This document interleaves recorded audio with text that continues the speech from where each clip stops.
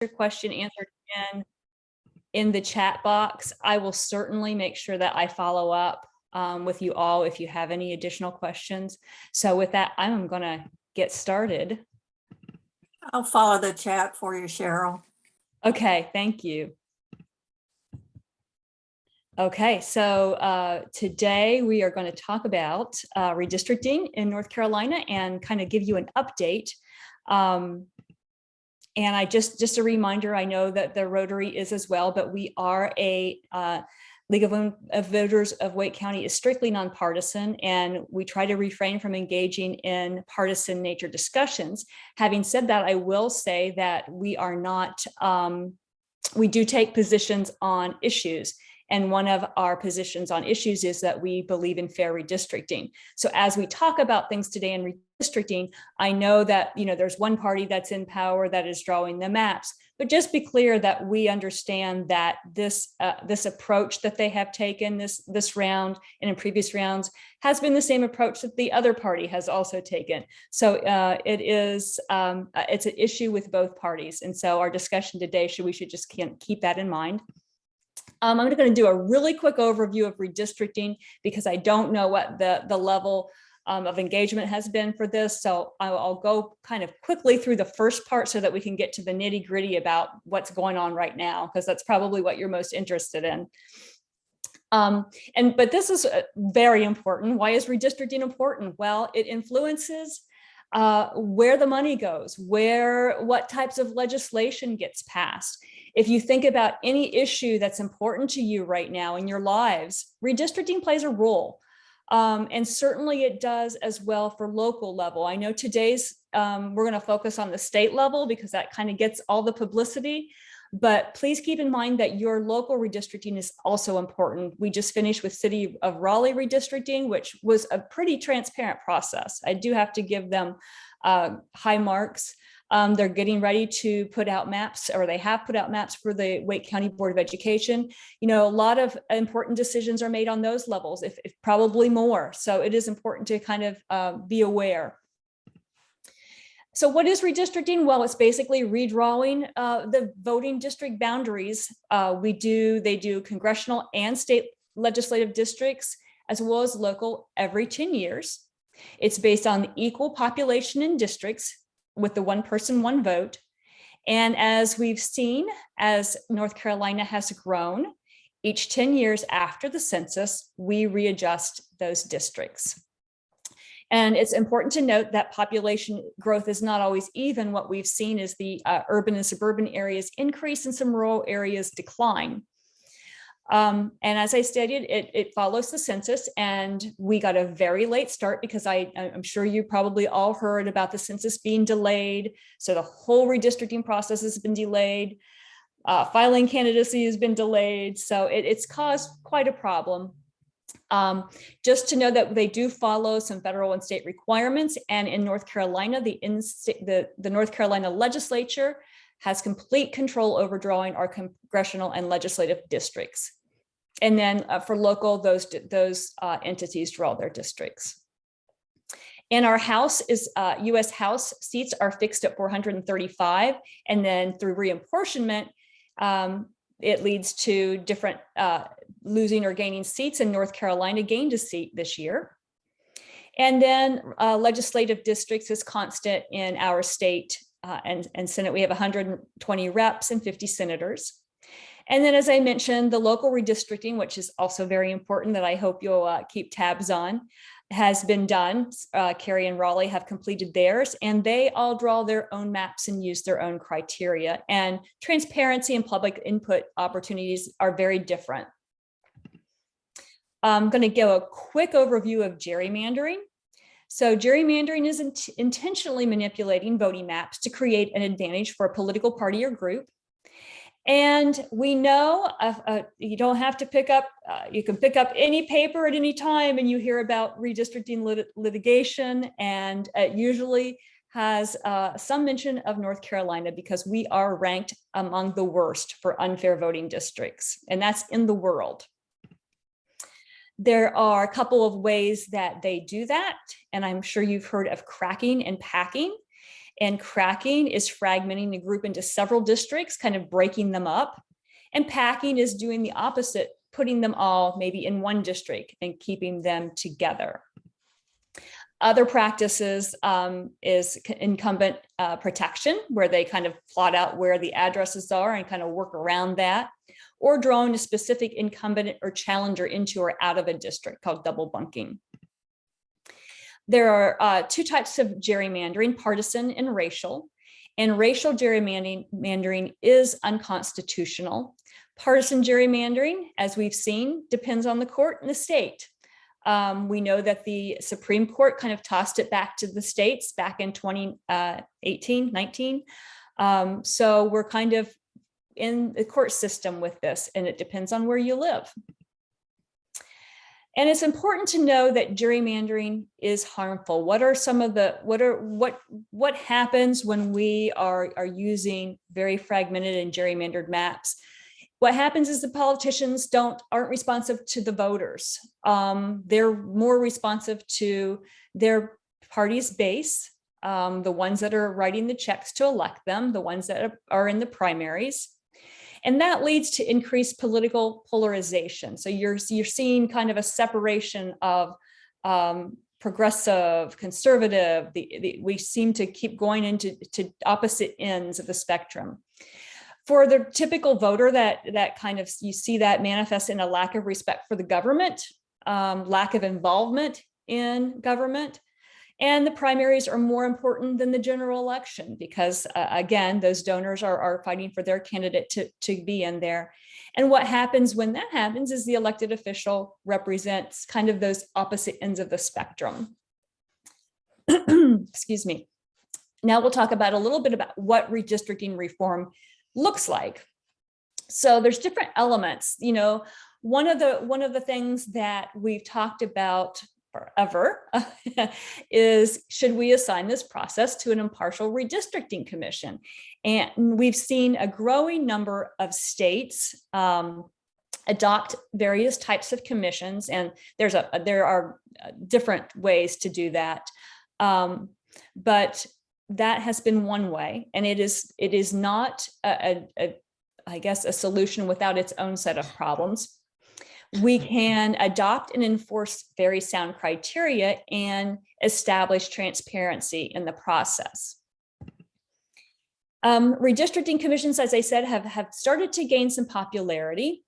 Right now, 32 states, still, which is a majority, draw the congressional districts. We've seen kind of an increase in the independent commissions, but 8 of those states kind of have a hybrid where they might use the commissions as advisory or backup if the legislators can't agree. And then with the legislative districts, those numbers are very similar. In North Carolina, I said that our redistricting is solely in the hands of our General Assembly. And as opposed to many states, our governor does not have veto power on the maps.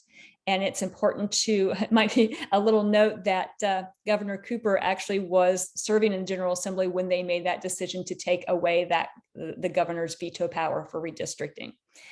So if we were to change how we made maps, we would need a constitutional amendment. And right now, the current leadership is opposed to creating any type of commission. And impartial redistricting criteria is important. Obviously, a lot of these are things that they're bound to by state and federal law. Equal population, compactness, contiguity, making sure that they comply with Voting Rights Acts, which is one of the issues that was brought on by the current litigation. We want to take into effect communities of interest, and then ignoring partisan data, which they said that they did, but they really didn't. Transparency, though, is the key, and it's important to remember that no matter who draws the maps, gerrymandering can happen regardless of the criteria. So the best way to prevent that is high levels of transparency. And that has been an issue where we've seen that things happen in the name of transparency, but then we come to find out later, well, yeah, we watch them make maps, but we saw them on their phones, we saw them bring in maps. So there's a lot that you don't see. So for best practices, and we sent this to every member of the General Assembly at the beginning of last year, kind of a pamphlet outlining what we wanted to see in this process. Formalized rules and processes decided early, information readily available on a public website with opportunities for robust public input. And that means hearings around the state, an online comment portal, and map makers ready to address comments. We saw a little bit of that. We saw some of the things that they did, but they didn't really pay attention. They may have had the online portal comments, but they only looked at a few of them that they wanted to talk about and address. The formalized rules and processes, they did kind of at the last minute. We also want to see maps drawn in public. Very clear observation, no maps leaving the room, no side conversations. That was something that that really did not happen. A budget for transparency, making sure that they do some public outreach, make sure that everyone in the community knows what's going on, in advance notice of hearings, map making, and votes. And that too was very rushed, and we had very little time to prepare. So let's talk about how it went during this last round. So we know that the states received their census data in September. In early October, they established criteria, stated that they will not use race at all during the process, which raised some red flags there, and we'll talk about that in a minute. And then late October, they got right into the map making process. And before the maps had been approved on October 29th, the first of 3 lawsuits were filed. And then on November 4th, the maps were approved along party lines. And December, as we know, is a typical filing deadline for the 2022 races. But on December 8th, remember we had lawsuits that had been filed. The North Carolina Supreme Court suspended the candidate filing until those lawsuits could be heard. They also pushed the date of the primary and rescheduled municipal elections from March 8th to Tuesday, May 17th, in order to hear those court cases filed. And we'll get back to those court cases in a minute. So the process, I've kind of talked about what the process was, the dates of what the North Carolina General Assembly did. But in terms of an overview of the process, they started very late. They could have put all those process and determined criteria before they received the census data. They did not. In fact, they kind of blamed the stalled budget negotiations for their failure to act earlier. They also, it was not a bipartisan process. Any transparency or anti-partisan gerrymandering bills that came up were quickly voted down without much consideration. Any other maps that were submitted that actually had been reviewed by the Princeton Gerrymandering and received A's were voted down as well along party lines. So actually the transparency process that we observed was worse than that we observed in 2018. And before we talk about the maps, I just want to remind everyone what North Carolina looks like in terms of leanings. So we have a 34% Democrat, 34% unaffiliated, and 30.3% Republican. So very purple state. But let's take a look at the maps that we got. Based on the analysis from Duke and Princeton Gerrymandering, North Carolina's new congressional map will likely lead to electing 10 or 11 Republicans to 3 or 4 Democrats. They received an F for partisan fairness from Princeton Gerrymandering Project. And there were a lot of things wrong with it, but the 2 that are kind of more relevant to where we're living is our 2 largest counties, of course, one that we're living in, were effectively used the cracking where they were splitting it up. And the majority of maps that could have been made that were more fair would only split them into 2 districts, and the maps that they approved split them into 3. And the General Assembly maps, again, a grade F. They could lead to a veto-proof supermajority in both houses. And I will tell you that when you're looking at what kind of legislation gets passed, things that if you are depending on your beliefs, if things like heartbeat bills or guns in churches and schools or other things that tend to represent kind of the opposite ends of the spectrum, they have been routinely vetoed by our governor, but if we have a veto-proof supermajority in both houses, that would not be the case. So both of those maps received an F. So let's talk back to that litigation. So just so you know that there were originally 3 cases that were filed and they were all heard together. We had one that the first one alleging that the map makers failed to consider race, thereby reducing minority representation. And that goes back to what I talked about, Voting Rights Act compliance. And then there were, the other one was filed on November 5th, more of a partisan gerrymandering, and then Common Cause asked to intervene into those and they were granted that. So on January 11th, the Wake County Superior Court 3-judge panel upheld the maps, stating that redistricting was an inherently political process and that maps drawn for partisan gain did not violate the state constitution, even though that they did acknowledge that the maps were a result of intentional pro-Republican partisan redistricting. So they say, hey, we see it, we see what the maps are, but they don't think it violated the state constitution. Right the next day, Common Cause appeals. And on February 2nd, oral arguments were heard for 45 minutes.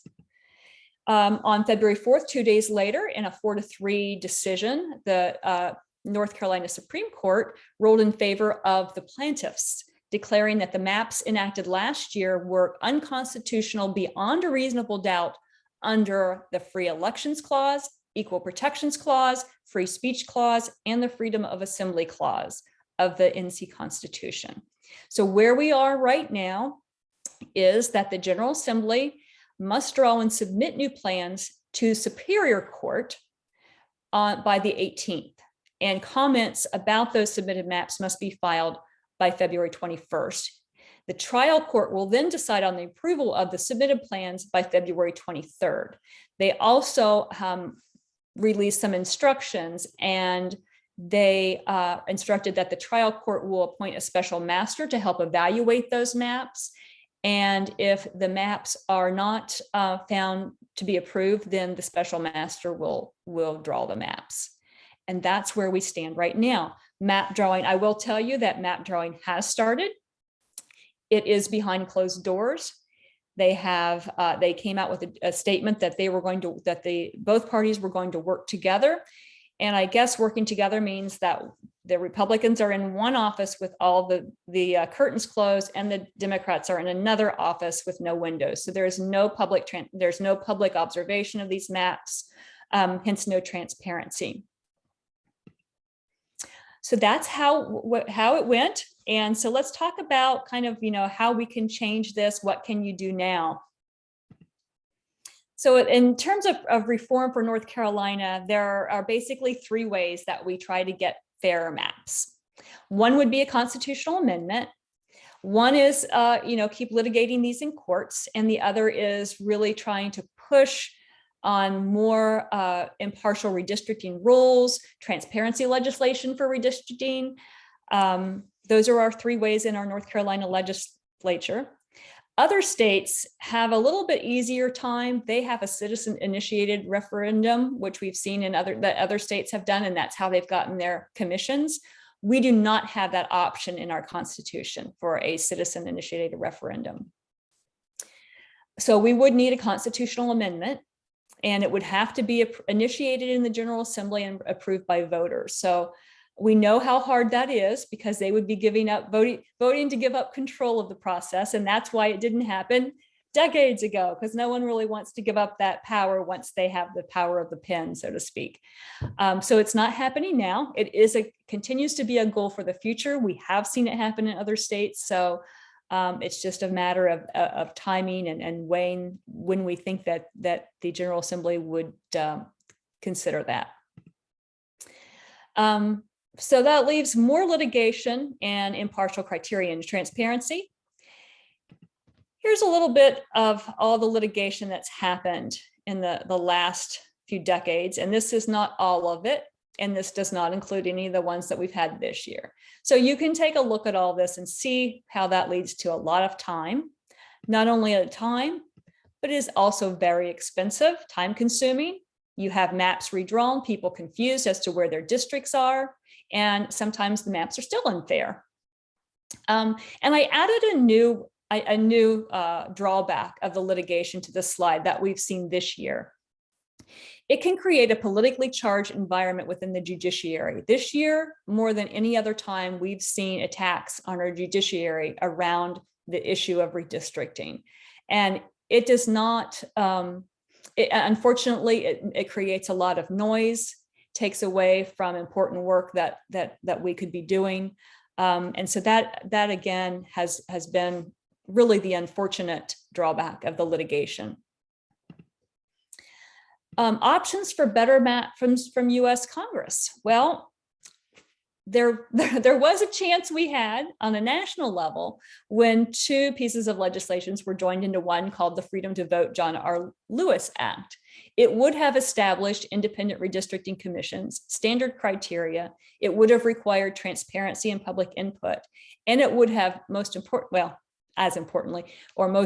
restored preclearance of the VRA of 1965. So some of the things that were lost in the Shelby v. Holder case of 2013 would have been restored.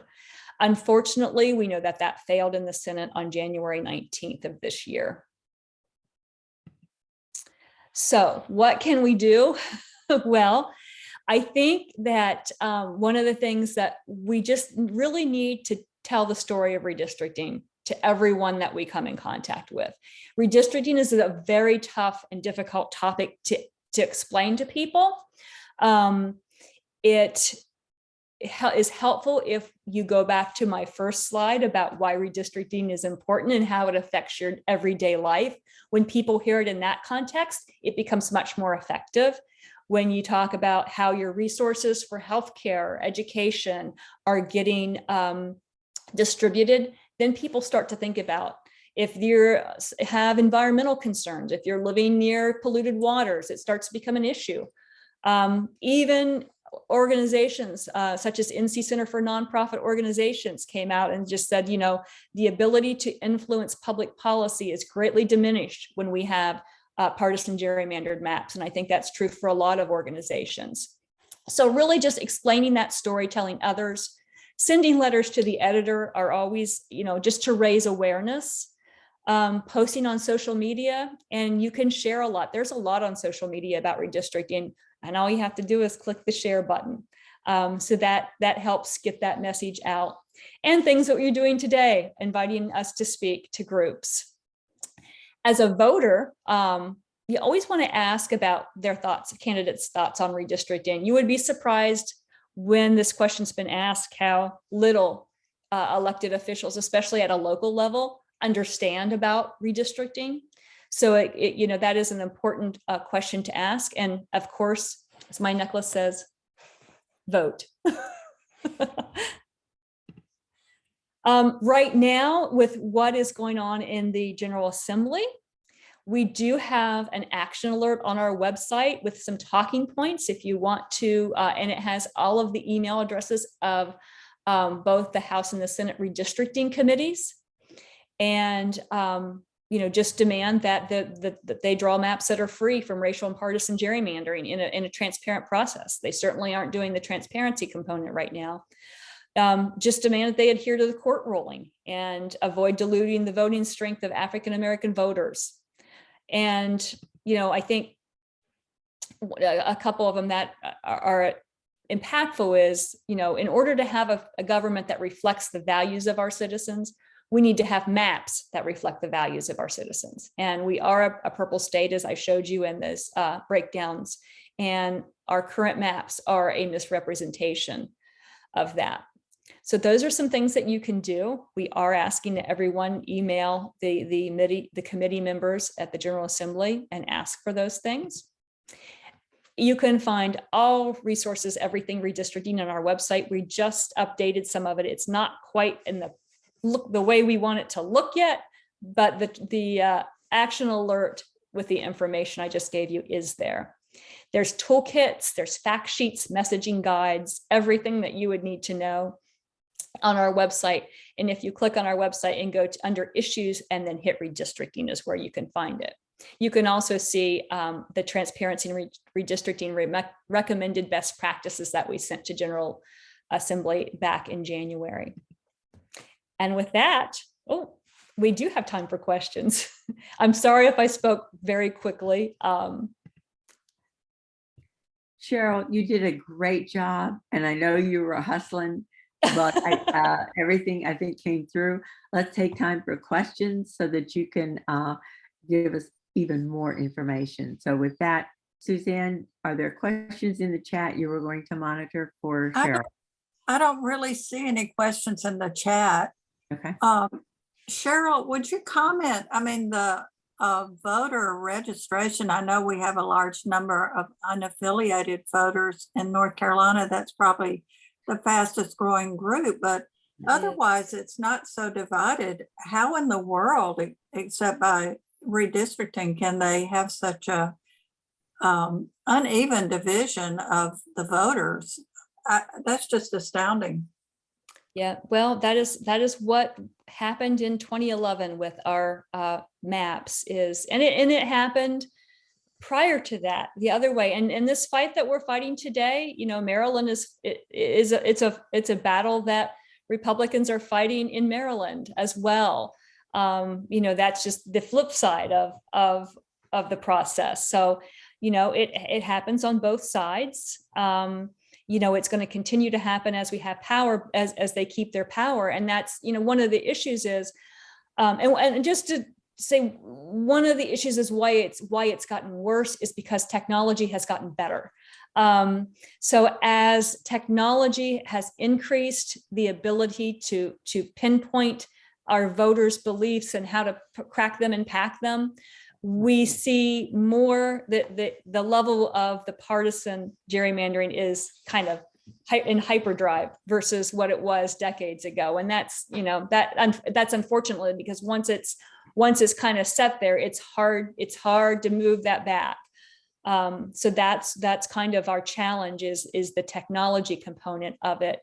And that's how we've gotten here. And that's, I think, you know, as we've seen as a country, we've become very polarized. And I don't think, you know, that we're going to see an end until some of this gets under control.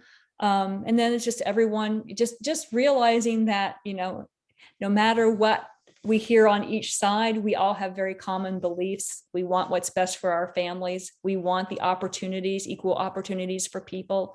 When you get down to some of those basic things that we need, we want affordable health care.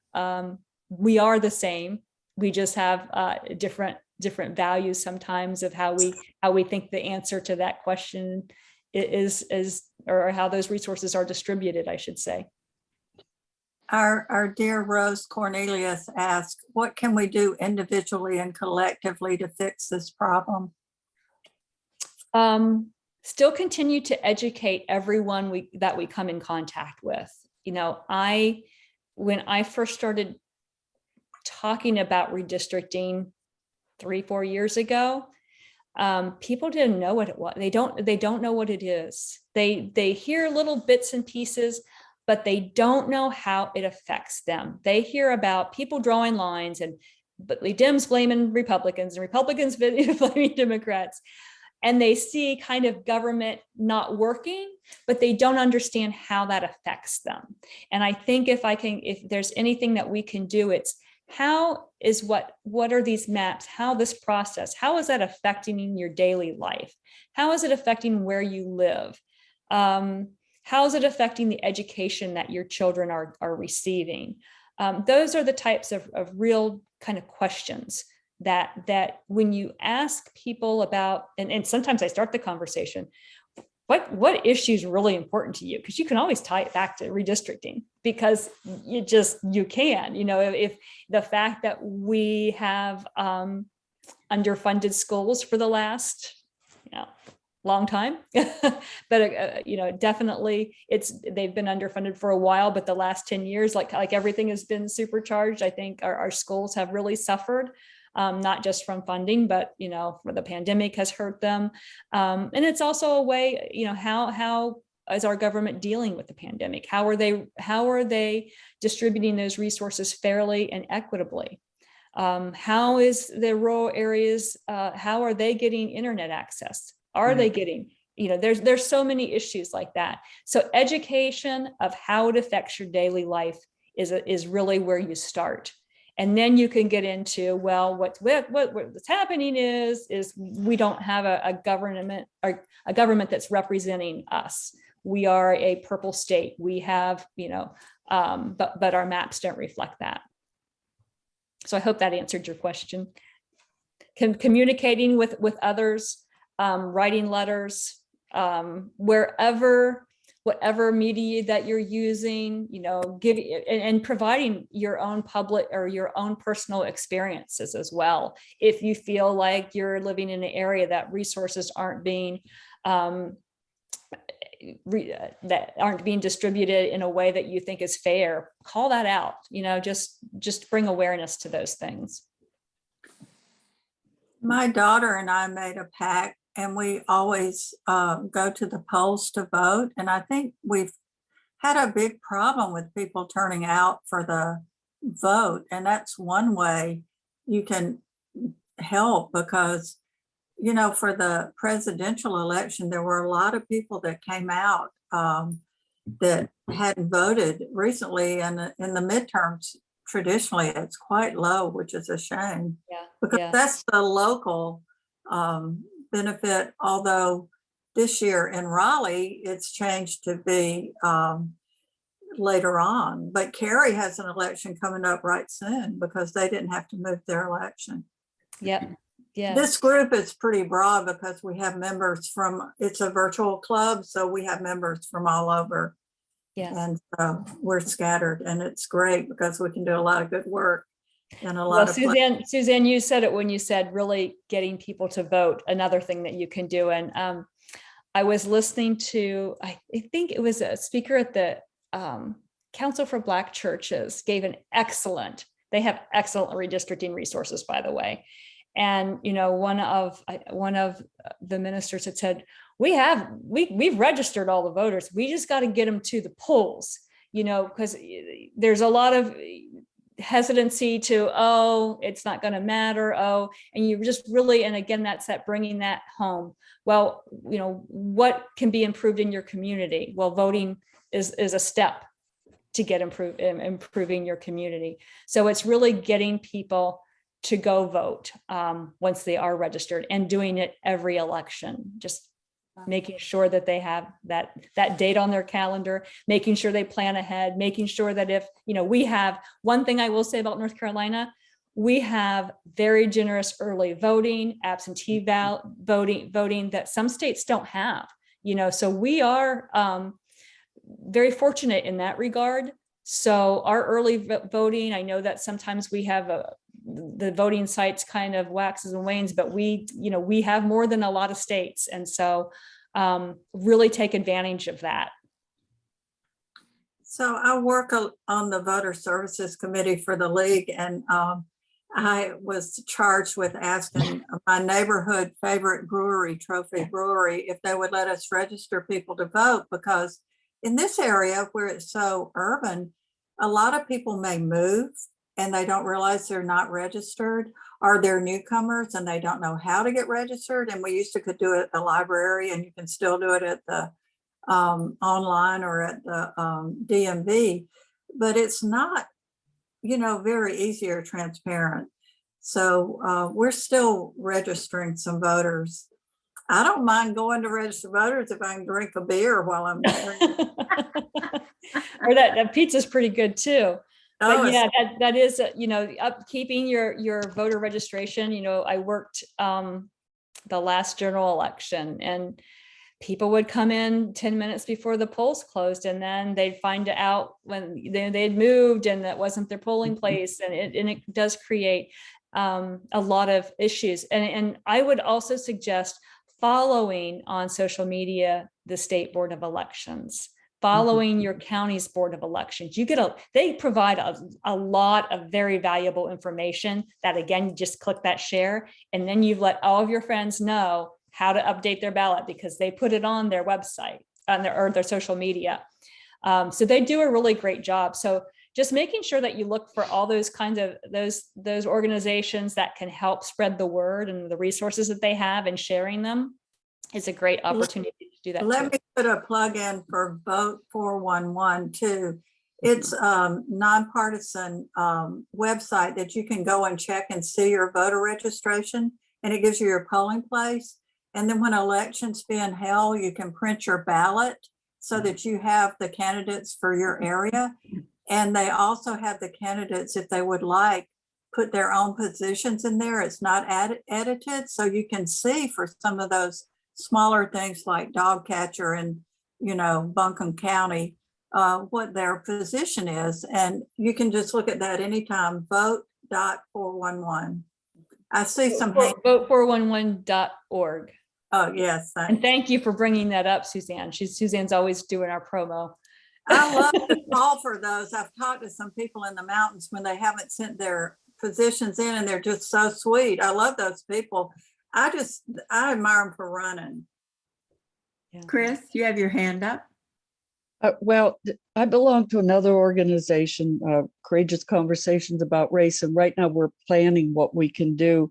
So I've made a kind of a list of things that I want to do, and I think that helped kind of organize what you're going to do. I live in a big apartment complex, and I'm going to get permission to sit downstairs and make sure I register people and make sure if they just moved here, change their address and stuff.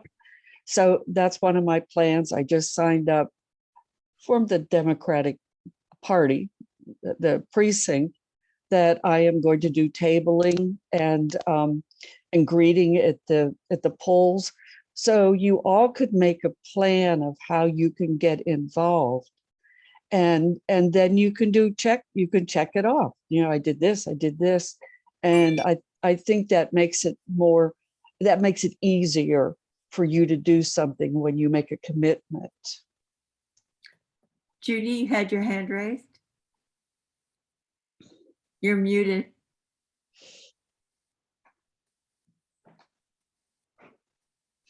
You're still muted.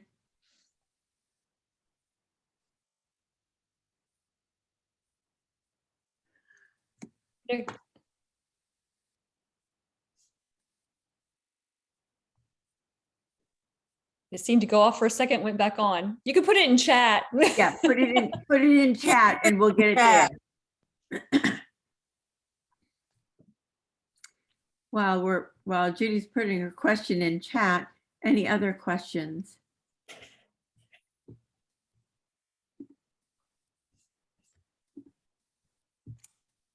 Well, I just want to thank you all for having me today. It's nice to get together with you, and you guys are doing great things. I took a look at your website. Thank you for all that you're doing and raising awareness for important issues. Would you tell how you first knew about Rotary when you were a young woman? My Rotary story. So Suzanne had me speak at another Rotary earlier this year, and I told the story about that I had actually spoken to the Rotary when I was in high school, and I dug through my old chest and found the index cards that I had written my speech on. And it wasn't a very good speech, but it was a speech. But it was kind of to practice public speaking, that they were having high schoolers come into my little small town, and it was a way for high schoolers to practice public speaking and then learn about the Rotary. So we had to talk about what we liked about what the Rotary did and things like that. So that was my. I think I spoke to them in like 1983. But I was a great experience. Unmuted now. So my question is, do we have any sort of coordinated effort to drive voters to the polls to vote?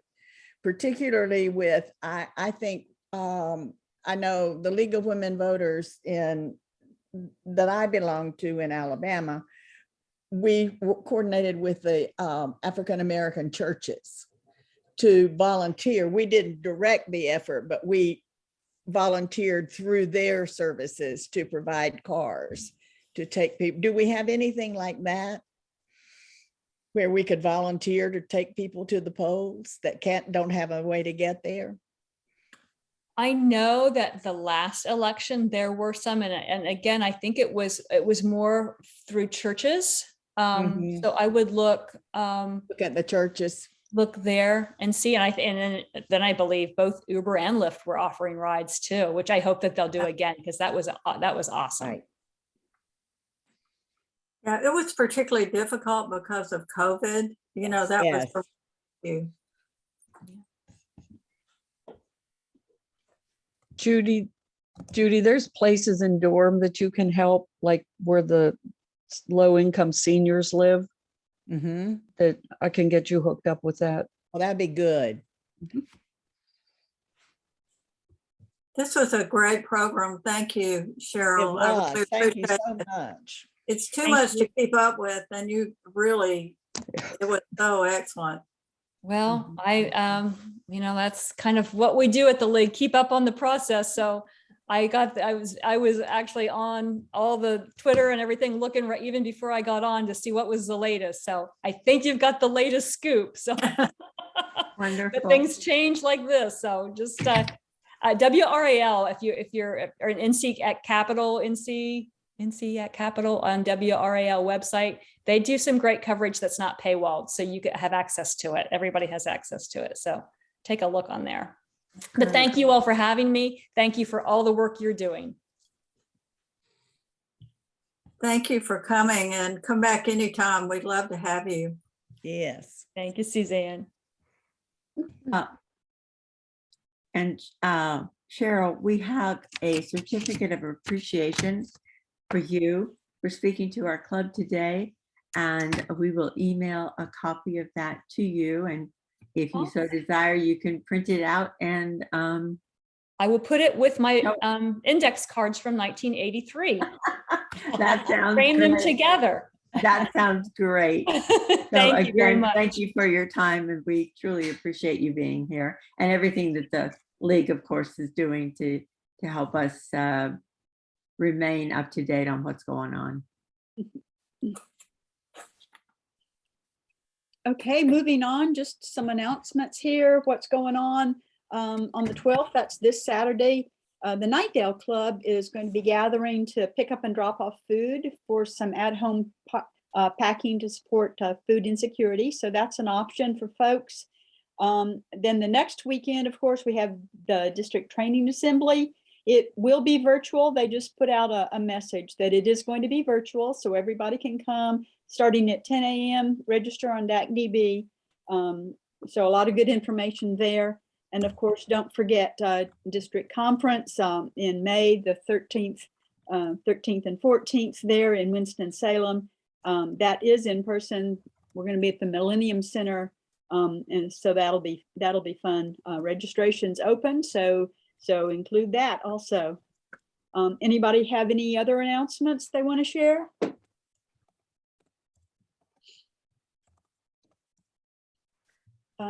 Upcoming meetings, of course, 2 weeks, we're going to have Patrick Logano, I guess is how you say his name. He's been making the rounds on club engagement and talking about how he started from zero and got up to what, a club with 70 or 80 people. Just amazing. So that will be very inspiring. Then in March, we've got Lena Epps Brooker, who was the first American Indian graduate at an all-white women's college in Raleigh. And so she shares her journey through that, overcoming those racist obstacles that so many people face. And then the end of March, we've got Dr. Charles Flink, who is an award-winning author, landscape architect, and planner. So that's going to be, I think, a little different, very interesting. So be sure to put those down and invite people to come. He's a world expert on greenways, and so it's a really interesting program. Yeah, I think it mentioned a lot that he had done all the greenways he had designed. So that'll be really interesting. So invite your friends, invite your anybody you know. And I guess then, yes. I just have one announcement for the board members. If you will not log off, please, we'll have a board meeting right after our meeting here. So those of you on the board, please do not log off. I also want to thank Cheryl again and recognize and thank our newest member, Sue Kaufman, for joining us. And we look forward to seeing you at future meetings, and everyone else that was here today. Thank you for your time and for making contributions to our club.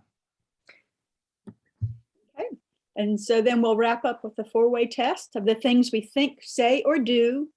Is it the truth? Is it fair to all concerned? Will it build goodwill and better friendships? Will it be beneficial to all concerned? Everybody have a great 2 weeks.